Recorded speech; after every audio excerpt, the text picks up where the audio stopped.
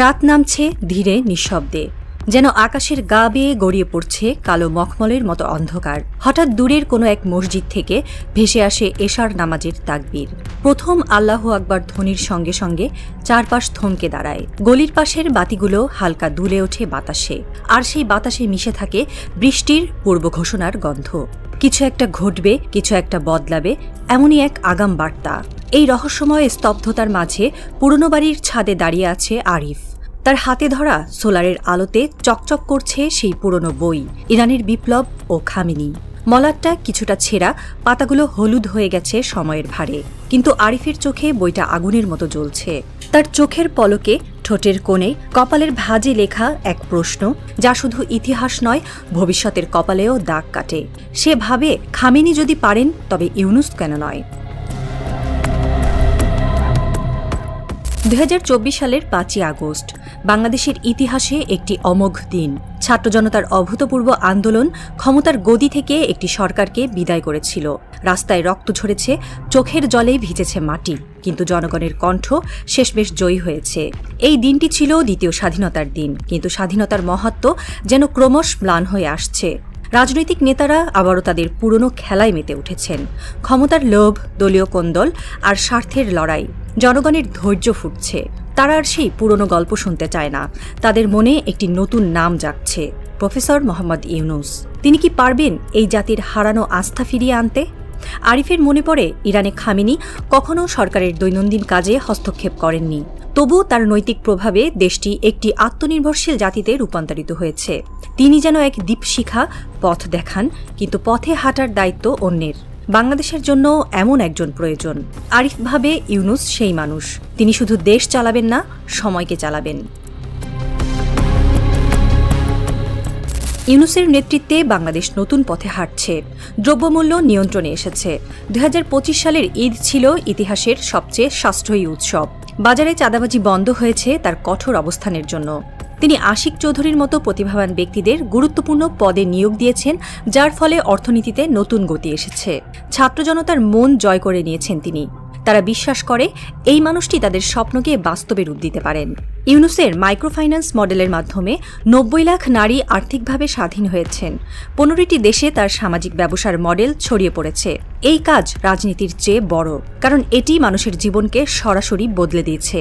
আরিফের মনে হয় ইউনুসের এই কাজই তাকে অনন্য করে তুলেছে। অনেকেই তাকে ভেবেছিলেন রাষ্ট্রনায়ক হিসেবে তেমন কিছু করতে পারবেন না। যেখানে হাত দিয়েছেন সেখানেই সফলতা পেয়েছেন। এখন বাংলাদেশে তিনি যে কোনো রাজনৈতিক দলের নেতার চাইতেও জনপ্রিয়। চাঁদাবাজ, সুযোগ সন্ধানী, রাজনীতিকে টাকার পাহাড় বানানোর স্বপ্ন দেখা মানুষগুলোর মন খারাপ হলেও বাকি সবাই একাত্তা। প্রফেসর যাতে লম্বা সময় দায়িত্বে থাকেন, সেজন্য আন্দোলন হয়। মানুষ আকুতি জানায় দেশের বাইরে। নোবেলজয়ী একজন নেতা নন, তিনি হয়ে উঠছেন বাংলাদেশের কাঙ্ক্ষিত অভিভাবক। 5ই আগস্টের পর বাংলাদেশের জনগণের মধ্যে আরেকটি চেতনা জেগেছে। প্রতিবেশী ভারতের শোষণের বিরুদ্ধে প্রতিবাদ। বাণিজ্য, সীমান্ত, পানি বন্টন, সব ক্ষেত্রেই ভারতের আধিপত্যবাদী নীতি বাংলাদেশকে কোণঠাসা করেছে। জনগণ এখন এমন একজন নেতা চায়, যিনি এই শোষণের বিরুদ্ধে স্পষ্ট কণ্ঠে কথা বলবেন। ইউনুস এই ক্ষেত্রে একটি শক্তিশালী সম্ভাবনা। আন্তর্জাতিক মঞ্চে তিনি বাংলাদেশের প্রতিনিধিত্ব করেছেন বারবার। তার কণ্ঠে নেই দ্বিধা, নেই ভয়। বিশ্ব নেতাদের সঙ্গে কথা বলার সময় তিনি বাংলাদেশের স্বার্থকে সামনে রাখেন। আরিফ ভাবে, ইউনুস যদি নেতৃত্বে আসেন, তবে তিনিই পারবেন ভারতের বিরুদ্ধে বাংলাদেশের পক্ষে দাঁড়াতে। বিশ্ব রাজনীতির মঞ্চে বাংলাদেশের প্রতিনিধিত্ব করার মতো ব্যক্তি খুব কম। প্রফেসর ইউনুস সেই বিরল ব্যক্তিত্ব। নোবেল শান্তি পুরস্কার বিজয়ী এই মানুষটি বিশ্ব নেতাদের সঙ্গে সমানে সমানে কথা বলেন। জাতিসংঘের মঞ্চে বা বিশ্ব অর্থনীতি ফোরামে তার কথা শুনে বিশ্ব বাংলাদেশকে নতুনভাবে চেনে। অন্য রাজনীতিকরা হয়তো দলীয় স্বার্থ বা ব্যক্তিগত লাভের জন্য বিশ্ব মঞ্চে যান, কিন্তু প্রফেসরের লক্ষ্য সবসময় জনগণ। তিনি বাংলাদেশকে একটি আত্মনির্ভরশীল, গর্বিত জাতি হিসেবে দেখতে চান। কল্পনা করা যাক, আগামীর বাংলাদেশে একটি নতুন কাঠামো গড়ে উঠেছে। সংসদ থাকবে, সরকার থাকবে, রাজনীতির খেলা চলবে, কিন্তু এসবের ঊর্ধ্বে থাকবেন একজন নৈতিক অভিভাবক। তিনি ক্ষমতার লোভে নয়, ন্যায় আর সত্যের পথে দাঁড়িয়ে জাতিকে পথ দেখাবেন। ইরানে খামেনি এই ভূমিকা পালন করেছেন। তিনি সরকারের ওপরে, তবু সরকারের বাইরে। প্রফেসর ইউনুস যদি এই ভূমিকায় আসেন, তবে তিনি হবেন বাংলাদেশের কম্পাস। রাজনীতির বাইরে থেকেও তিনি দেশের ভারসাম্য রক্ষা করতে পারেন। 2024 সালের একটি জরিপে দেখা গেছে 68% তরুণ কোনো রাজনৈতিক দলের উপর ভরসা করতে পারছে না। 5ই আগস্টের আন্দোলন তাদের মনে একটি নতুন স্বপ্ন জাগিয়েছে।